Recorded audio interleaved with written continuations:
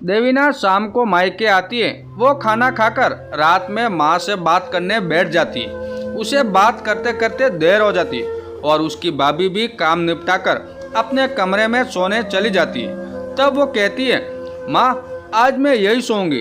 तब माँ बोलती है, हाँ हाँ देवीना, क्यों नहीं। और पापा ने सोचा चलो हम दूसरे कमरे में चले जाते, क्योंकि माँ बेटी खूब गपशप करेगी। इनकी बातें तो इतनी जल्दी खत्म होने वाली नहीं है।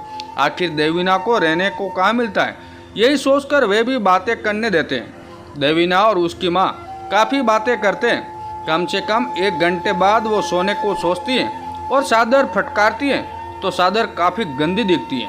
तब वो माँ से कहती है, माँ भाभी दिन भर क्या करती रहती है, देखो तो चादर कितनी गंदी है।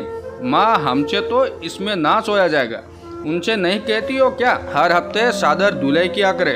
आपके तो हमारे लिए काफ़ी नियम थे, अब क्या हुआ।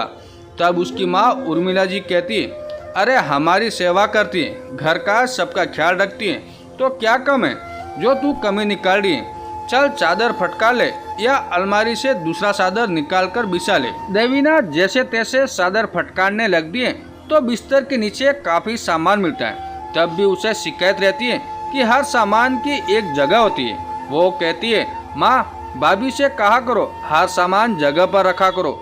जैसे तैसे वो चादर फटकार करके सो जाती है। इस तरह वो सुबह देर से उठती है तो उसे ही झाड़ू लगाना पड़ता है। तब पलंग के नीचे से ढेर सारा कचरा निकालकर देवीना भाभी को दिखाती है, भाभी ये क्या है। तब उसकी भाभी नीलम कहती, दीदी एक तो बैठक रूम है और साथ ही यह सबका बैठना उठना ज़्यादा होता है, इसलिए ज़्यादा गंदा होता है। क्यों भाभी, पलंग के नीचे भी झाड़ू लगा लो तो इतना कचरा हो कैसे। दीदी क्या मतलब है आपका, मैं ठीक से सफाई नहीं करती हूँ।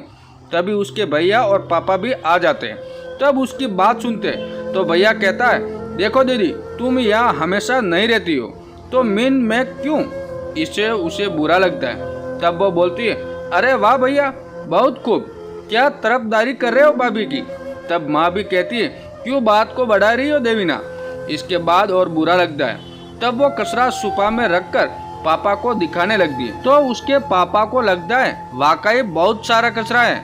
तो कहने लगते हैं, मधु देखो इतना कचरा कैसे, तुम तो रोज झाड़ू लगाती हो ना, तो फिर ये कचरा कैसे। तब उसकी सास बोलने लगती है, सब बैठे रहते हैं तो सामने सामने झाड़ू लग जाती है। और फिर नीलम के पास एक ही काम नहीं होता, उसके पास दूसरे काम भी होते हैं। तब देवीना बिस्तर के नीचे से कागज और पॉलीथीन, रुमाल, दवाई की स्लिप भी निकाल कर दिखाने लगती है। तब उसका भाई अजय कहता है, तुम यहाँ माँ से मिलने आई हो या नीलम की कमी निकालने आई है।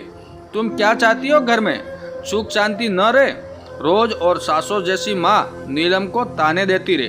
तब देवीना कहती है, भैया तुम बीच में ना बोलो तो अच्छा है। तब भैया कहता है, कैसे नहीं बोलो, एक तो नीलम दिन रात काम में लगी रहती है, अकेले जिम्मेदारी उठा रही है, और तुम 2 दिन के लिए आकर घर की शांति भंग कर रही हो। अगर माँ कुछ नहीं बोलती तो तुम आग में घी क्यों डाल रही हो, तुम्हें क्या मिलेगा।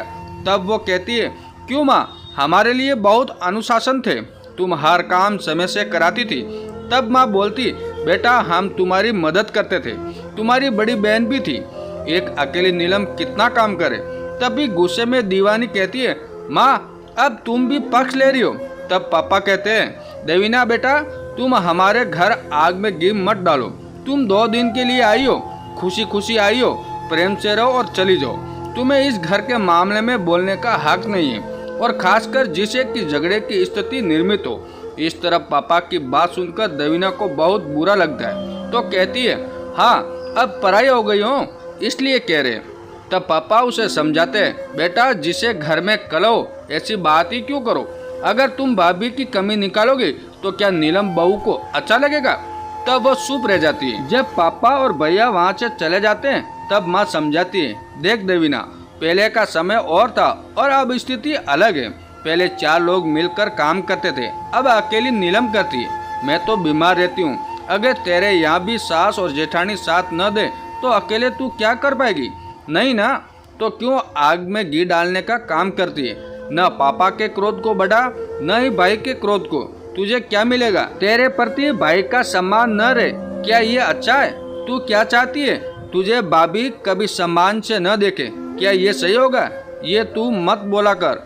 तब वो समझ जाती है और माँ से कहती है, हाँ माँ, मुझे इतनी दखलंदाजी नहीं करनी चाहिए, कुछ ज़्यादा ही मैंने इस बात को बढ़ा दिया, मुझे माफ़ कर दो। माँ मुस्कुराते हुए उसके सिर पे हाथ रख देती है। इस तरह वो खुशी खुशी 2 दिन रहकर अपने ससुराल चली जाती है। दोस्तों, ये कहानी आपको कैसी लगी कमेंट करके ज़रूर बताएं और हमारे चैनल पे नए हो तो हमारे चैनल को सब्सक्राइब जरूर कीजिएगा। धन्यवाद दोस्तों।